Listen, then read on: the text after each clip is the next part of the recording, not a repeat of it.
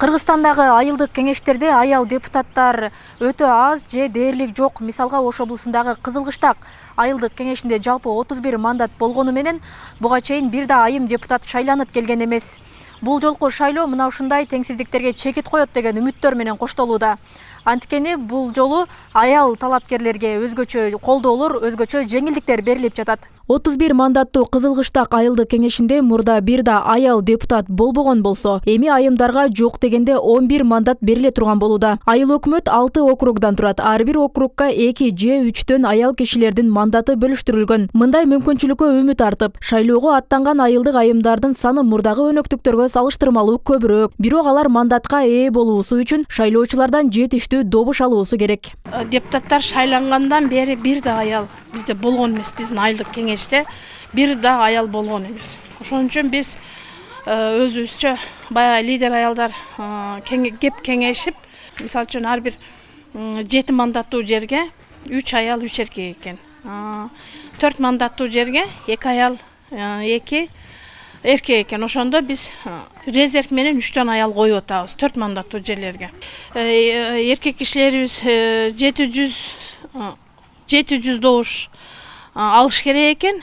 Бизге аялдар 350тен ашык добуш алсак биз өтүп кете берет экенбиз. Жеңилдиги ушул жерде болуп атат биздинчи.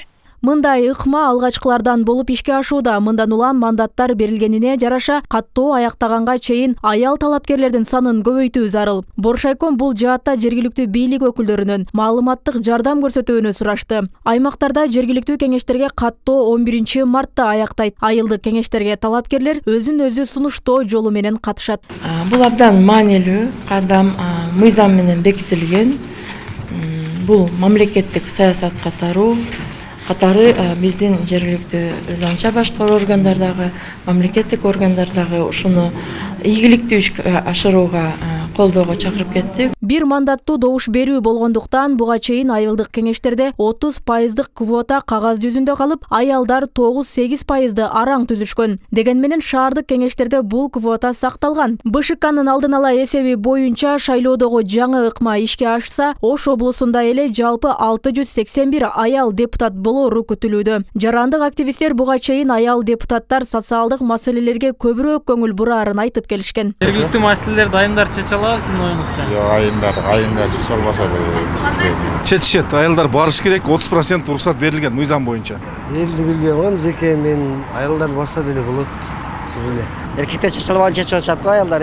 Туурабы? Чечишет, неге чечпейт? Болот, бола берсин. Депутатка барышына айылдыктардын көз карашы кандай? Каршы эмеспиз, бола берсин аялдыктар. Аялдар ham бара берсин. Каршы эмеспиз. Укугу бар, болуш керек. Эсиңиздерге сала кетсек, бул жолку жергиликтүү кеңештерге шайлоодо биринчи ирет теледебаттар уюштурулмак. Өлкө боюнча 386 жергиликтүү кеңештерде шайлоо дайындалган. Бул аптада үгүттөө иштери башталат. Үгүттөөгө шаардык кеңештерге 30 күн, айылдык кеңештерге 20 күн убакыт берилет. Роза Ахматжан кызы, Бекмамат Султанов, 7 канал, Ош.